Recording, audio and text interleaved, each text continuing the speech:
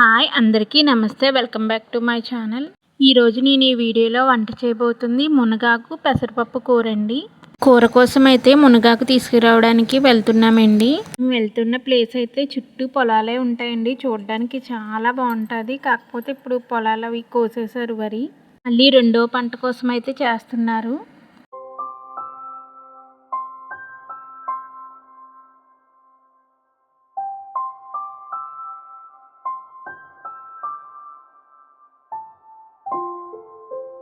ఇక్కడ దారి మధ్యలో అమ్మవారి గుడి అయితే ఉంటుందండి. చాలా బాగుంది. నేను కూడా ఫస్ట్ టైం వెళ్ళాను. ఈ అమ్మవారి పేరు పాటమ్మ తల్లి అంటారంట.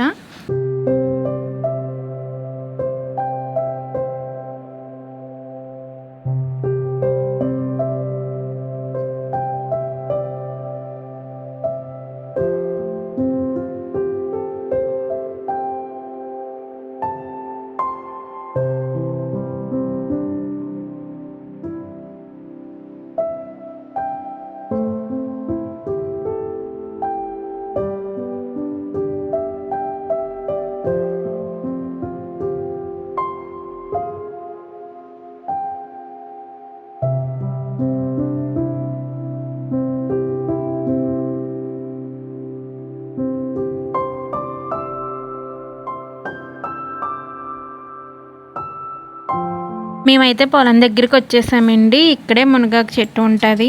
మాకు కావాల్సినంత మునగాకు అయితే కోసుకున్నామండి. పక్కనే వాక్కాయలు కూడా ఉన్నాయి, అవి కూడా కోసుకున్నాం. కాకపోతే వీడియో లెంత్ ఎక్కువైపోతుందని నేను పెట్టలేదు. మునగాకు తింటే చాలా మంచిదంటండి. షుగర్కి కూడా చాలా మంచిదంట ఇది. మేము కోసి తెచ్చిన మునగాకు అయితే ఇదేనండి. స్టవ్ వెలిగించి కళాయి పెట్టుకుని అందులో అయితే ఆయిల్ అయితే వేసుకోవాలండి. తర్వాత తాలింపులు వెల్లుల్లిపాయ, ఎండుమిరపకాయ, జీలకర్ర ఇంకా కరివేపాకు అయితే వేసుకోవాలండి. అది కొంచెం వేగిన తర్వాత మునగాకునైతే శుభ్రంగా కడిగి అందులో వేసుకోవాలండి. మునగాకు కూడా వేసిన తర్వాత కొంచెం మగ్గనివ్వాలండి. మగ్గిన తర్వాత నానబెట్టుకున్న పెసరపప్పు అయితే అందులో వేసుకోవాలి. పెసరపప్పునైతే ఒక అరగంట ముందు నానబెట్టుకొని ఉంచుకోవాలండి. అప్పుడు బాగుంటుంది, టేస్ట్గా ఉంటుంది. పెసరపప్పు ప్లేస్లో కందిపప్పు అయినా వేసుకోవచ్చు అంటండి, లేకపోతే శనగపప్పు అయినా వేసుకుంటారు.